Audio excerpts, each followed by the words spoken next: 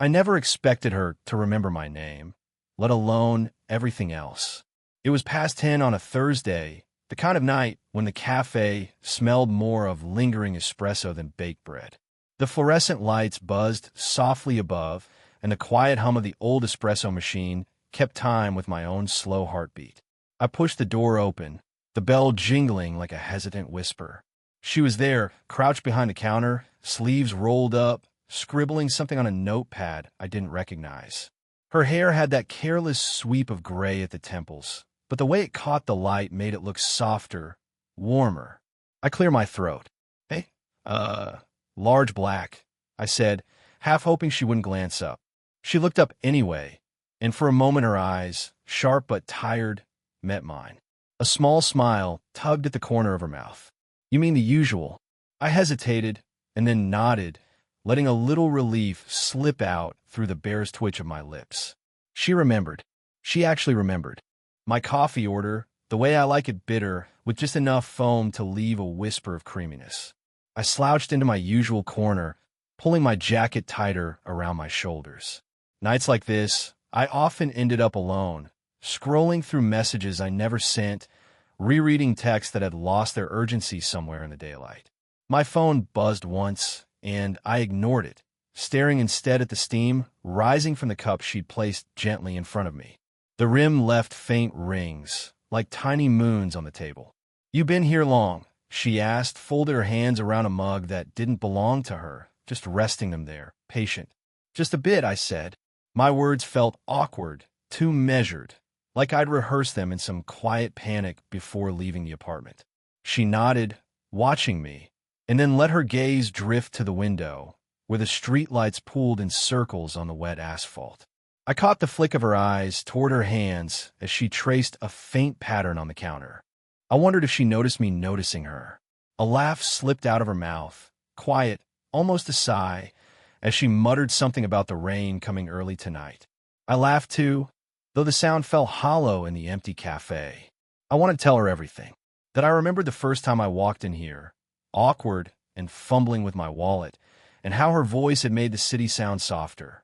That I noticed the tiny cracks in the counter where her hands rested, how they moved when she was thinking. But I didn't. Instead, I just let my fingers drum lightly against the table, pretending I was busy. She disappeared for a moment, and I caught her reflection in the window, her shoulders slightly hunched, the way she tucked a stray strand of hair behind her ear. When she returned, she placed a small piece of cake in front of me. "For no reason," she said. She shrugged, as if that explained everything and nothing at once. I picked at it, not sure if I should say thanks or if my mouth would betray me with words I didn't have. Her smile lingered, soft, patient, a quiet invitation into something I wasn't ready to name. When I finally stood to leave, the door creaked behind me. She said my name, just my name, no preamble, no punctuation, and I paused, heart caught somewhere between hesitation and hope. "I'll see you soon," she added, almost as an afterthought, but enough to make the night feel heavier than it should. I nodded, fumbling with my keys, eyes catching hers one last time. And then my phone buzzed, one new message, unknown sender. I glanced down and froze. It was her. The next evening, I found myself back at the cafe, not because I had errands to run, but because the memory of her smile had lingered longer than the steam from my coffee. She was behind the counter, brushing crumbs off a plate like it was some sacred ritual. And when she looked up and caught my eyes, I felt that same slow pull in my chest. "Hey," I said. "Hey, back so soon." Her tone wasn't teasing, just quiet curiosity, the kind that made you want to explain why you'd come, even if you had no good reason. I shrugged. I just wanted a cup, and maybe conversation. My voice faltered. I didn't add that part of me had wanted to see if she remembered my favorite mug. She did, again, and slid it across the counter toward me without a word. She leaned against the edge, watching me sip, and then said, almost casually, "My son borrowed a book from the library today. He's always leaving things behind. I guess some habits never change."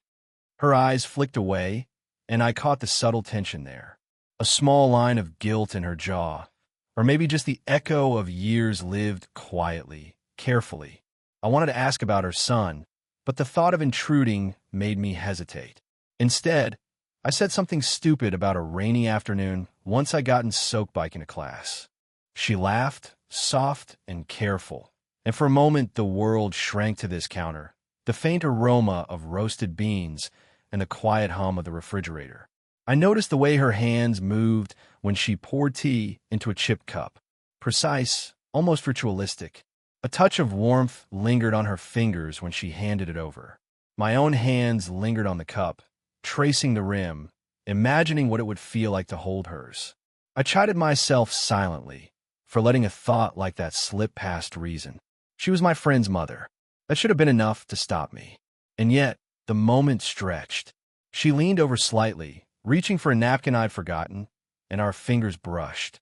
Nothing dramatic, just a fleeting contact, but it left an echo I could feel in my chest. "I used to bake a lot," she said, almost in passing, eyes distant. "When I was younger, weekends were just flour everywhere, music on too loud. My kitchen smelled like cinnamon and burnt sugar a lot of the time." She laughed, small, almost embarrassed. I guess my son inherited the mess. Something about that made me want to tell her I understood the quiet rhythm of a kitchen, the way small domestic chaos feels like life itself. But I didn't. Instead, I let the silence settle between us, comfortable, tense, heavy with things unspoken. She leaned back, brushing her hair from her face, and flicked her eyes toward mine. "You always seem careful," she said softly. I swallowed. "Maybe I am," I admitted, letting the words hang. Her lips quirked, not quite a smile. Then she touched the edge of my hand. Not fully, just the fingertips resting lightly for a moment before she pulled back. A gesture that meant nothing and everything at once. I don't know why that moment stayed with me. Maybe because it felt like someone finally saw me. The next week, I caught myself walking past the cafe more often than I needed to. Something about the smell of coffee, the quiet click of her spoon against the cup. It made the city feel less hollow. She was rearranging pastries behind the counter when I came in, hands dusted lightly with flour, sleeves rolled up to her elbows. The sight stopped me for a moment. I almost didn't order, just wanted to watch her move, the familiar rhythm of her day. "Hey," I said finally, voice careful. "Hey," she returned, but there was something different. Her eyes hesitated. A faint line appeared between her brows, as if she was calculating what to say next. Maybe she noticed I'd been around too much. Maybe she thought I was expecting something. I shifted my weight from one foot to the other. The usual. I tried, but even that sounded heavy. Her hands lingered on the cup longer than needed, brushing against mine. I felt the warmth and pulled back subtly. Not because it didn't feel right, because I wasn't sure it did. The bell above the door jingled. I didn't even notice it at first. A younger guy from my class popped in, waving briefly. She smiled politely, and I saw it. A flicker of normalcy, a reminder that she had a life outside this quiet bubble we'd built. I couldn't help the pang. We fell into an awkward rhythm, sharing a table I usually claim for myself, sitting close enough to feel the heat of her presence, but careful. Too careful.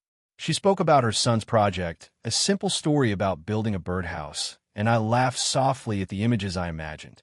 I wanted to tell her something, anything, but the words stuck halfway in my throat. Instead, I just watched her hands move, tucking stray hair behind her ear, brushing crumbs from the table, fingers lingering near the edge like she was waiting for permission to reach out. Then she reached for the sugar. Her elbow brushed mine, not harshly, not accidentally, but long enough to make the air between us thrum with unsaid things. I looked up and our eyes locked. I wanted to lean in, to close the space I'd been imagining closing for days. She tilted her head slightly, watching me, and I felt that small tension, the hesitation, the quiet question. "Do you want this too?" The moment stretched. The door opened again. A friend of hers, someone from the neighborhood, called out cheerfully. She straightened, stepping back, adjusting her apron, and I exhaled quietly, the bubble of possibility punctured by the mundane. I didn't move, didn't speak, just lingered in the space where it almost happened, feeling the warmth that wasn't quite mine. She handed me my coffee, fingers brushing briefly, and for a second I thought maybe I'd imagined the pull. She smiled, soft, careful. I swallowed. I wanted to say something. My hand hovered over hers, hovering over the counter edge. Something half-formed, unspoken. I stopped. Didn't. And yet, that near touch stayed with me. A quiet promise I wasn't sure she'd ever understand. It was almost 7 when I found her on the park bench outside the cafe, coffee cup in hand, steam curling in the chill evening air. The city hummed softly around us, distant traffic and the occasional laugh from a passerby. She looked up as I approached, a faint surprise in her eyes, like she'd forgotten I existed outside the cafe. "Hey," she said, voice quieter than usual. "Hey," I replied, taking the empty space beside her. Not too close, just close enough. We sipped in silence, letting the coffee warm our hands, letting the sound of the world fill the space where words might have been. I noticed her fingers tapping lightly against the rim of the cup, a rhythm she didn't seem conscious of. I wanted to reach out, stop her, just touch her hand, but paused. Always paused. "Did you ever feel like you're just waiting?" I said finally. The words felt raw, more than I intended. My throat was tight. She tilted her head, studying me, not saying anything. I glanced at her eyes, gray, soft at the edges, and thought about how long she must have carried her own quiet weight. I see the way you look at me," I added, the words spilling before I could catch them. "Sometimes I wonder if you want more than just this." Her lips parted, like she was weighing whether to speak or let the air hold the confession for her. Her hand twitched, brushing at the edge of the bench. Not toward me, not away, just restless. She started, then stopped. Exhaled sharply, like a secret she'd been holding too long had almost escaped. I wanted to ask her what she shouldn't, but the words stuck. Instead, I watched her, memorizing the tilt of her shoulders, the way her hair caught the streetlight. I imagined touching her, imagined the warmth, the possibility, the guilt that would follow. There was a quiet tension, like holding your breath too long and not knowing if the world would let you exhale. And I realized I was jealous. Not of anyone specific, just of the moments that weren't mine yet. "Do you ever regret things?" I asked softly, more to the night than to her. She looked down at the cup, traced a circle with her finger, then back up at me. "Sometimes," she said, "but maybe not the ones you think." Her eyes lingered on mine, searching, hesitant. I wanted to reach across the gap and say, "I don't care about the rules. I just want this moment with you." But I didn't. Instead, I let the pause stretch, heavy and slow, like a question hanging between us, unspoken, unresolved. And for a moment, the world narrowed to the bench, the chill in the air, the warmth of coffee in our hands, and the quiet possibility that something irreversible was waiting if we dared. Would we? The cafe smelled different that evening. Not the coffee, not the pastries, but something in the air, lighter somehow, as if she had shifted without telling me. I walked in, and the counter was empty. Her usual corner mug sat alone, a faint ring on the table. I waited. 15 minutes. 20. Nothing. When she appeared, she was brisk, efficient, folding napkins with a sharpness that made the warmth between us feel like a memory. She didn't look up when she placed my coffee down. No ismite. No recognition beyond the mechanical. "Everything okay?" I asked, trying for casual, but my voice cracked slightly. "I'm fine," she said, eyes on the counter. Then, after a pause, "Busy day." I wanted to ask more, wanted to reach across that invisible wall, but the words felt small against the shift. She lingered just long enough to pour herself a tea, then disappeared into the back, leaving me with the faint echo of what had been. The next day, I didn't go, and the day after that, either. I found myself imagining reasons.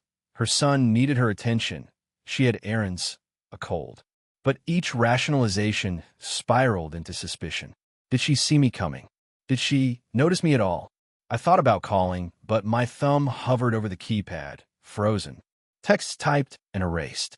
Messages that would have been simple confessions of longing stayed unsent. I watched the phone like it might tell me what I couldn't hear in person. By Thursday, I couldn't resist. I went again. The bell over the door jingled. Too loud, too certain. She was there, but something in her posture had changed. She moved around the counter with careful precision, avoiding my gaze. Her smile was polite, empty of its usual warmth. I hesitated, then asked, "You haven't been here." She froze slightly, then exhaled. "Things are complicated," she said. Not the words I wanted, but the only ones she could give. Her fingers fidgeted with the hem of her sleeve, a gesture I had come to read like a map of what she wouldn't say. I wanted to press, to ask her what that meant. Was it her son? Her past? Someone else? But the moment dissolved before it began. She was gone again, disappearing into the kitchen with a tray, leaving me staring at the empty cup in front of me. I sat longer than usual, letting the silence press into me. Outside, the wind rattled the windows.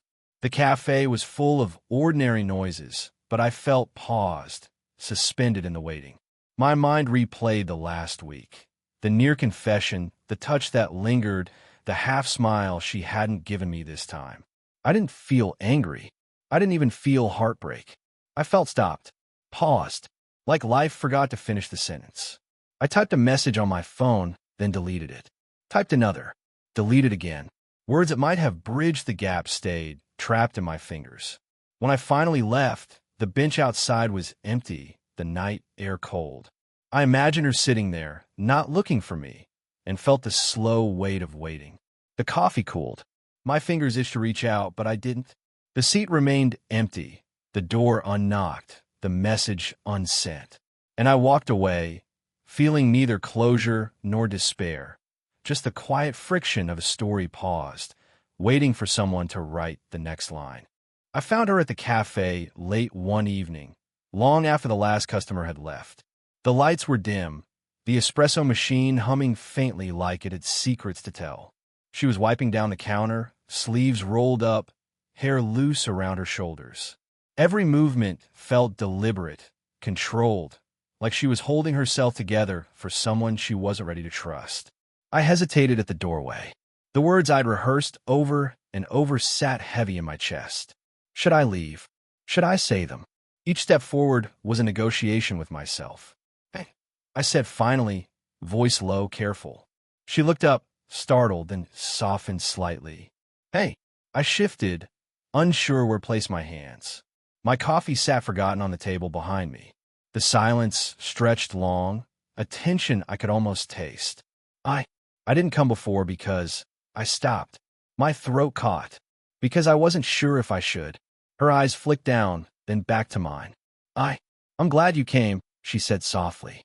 No judgment, no relief, just acknowledgement. I swallowed, and finally let the words spill. "I've been thinking about us, about the way I feel when I'm here. And I know it's complicated. I paused, the weight of her life pressing on me. Your life is your own, and I'm not supposed to." My voice trailed, and she didn't finish it for me. She didn't need to. She reached for a cloth and wiped her hands slowly, deliberate, as if buying time. Then she leaned slightly closer, eyes holding mine, and said quietly, "I know." The tension in me eased just slightly. I imagined 100 confessions, 1,000 scenarios, but this simple acknowledgement carried more weight than any declaration could. I let myself move a little closer, not enough to cross boundaries, but close enough that the warmth of her presence brushed mine. The air between us vibrated, charged, fragile. I don't want this to be a mistake," I admitted, voice barely above a whisper. She didn't answer right away. Her fingers traced the edge of the counter. "Maybe it won't be," she said finally, softly. "No promises, no guarantees, just a quiet offering." We sat there for a moment, letting the words, or lack of them, settle. I wanted to reach for her hand, but stopped myself, unsure if she'd let me, or if I'd ruined the balance. Then she did something small, ordinary, human. She lifted her hand slightly, fingertips brushing the back of mine for the briefest moment. Not a grasp, not a claim, just contact, enough to know we existed in the same space. I exhaled quietly. "Okay," I said. She nodded, a soft, careful smile tugging at her lips. And that was it. Nothing dramatic, nothing cinematic. Just two people acknowledging the gravity of what they felt without needing to embellish. It wasn't closure. It wasn't resolution in the world's eyes. But in that small cafe, late at night, with a single cup of coffee forgotten on the counter, it was enough. We sat, letting the quiet stretch between us, still fragile, still charged, but for the first time, not empty. Weeks passed. I stopped counting the days I came by the cafe, and yet, somehow, I always found myself there. Not at the same hour, not in the same corner, but somewhere she might notice me, somewhere the quiet familiarity would unfold naturally. She had a new rhythm now, something lighter. Mornings smelled of black coffee and toast. Afternoons carried the faint scent of cinnamon from a batch of muffins she'd baked. I watched her move between tables, hand steady, voice calm, offering small smiles to familiar customers. And sometimes when I walked in, she looked up and her eyes found mine. The same way they always had, only softer now, more certain. One Thursday, I arrived just before 8:47 a.m., like some invisible ritual I couldn't explain. She was setting down cups of tea for a small group of regulars. When she saw me, her lips quirked, not a smile for show, but one that reached her eyes. "Morning," she said. "Morning," I replied, sitting at a table near the window. She poured my black coffee, the cup still warm from her hands. I caught the faint trace of her perfume and thought of the park bench where we'd first let the quiet speak between us, of the half-touches, the paused words, the nights when everything felt like it could unravel or settle depending on a glance. We didn't need to talk about it. Most days we didn't.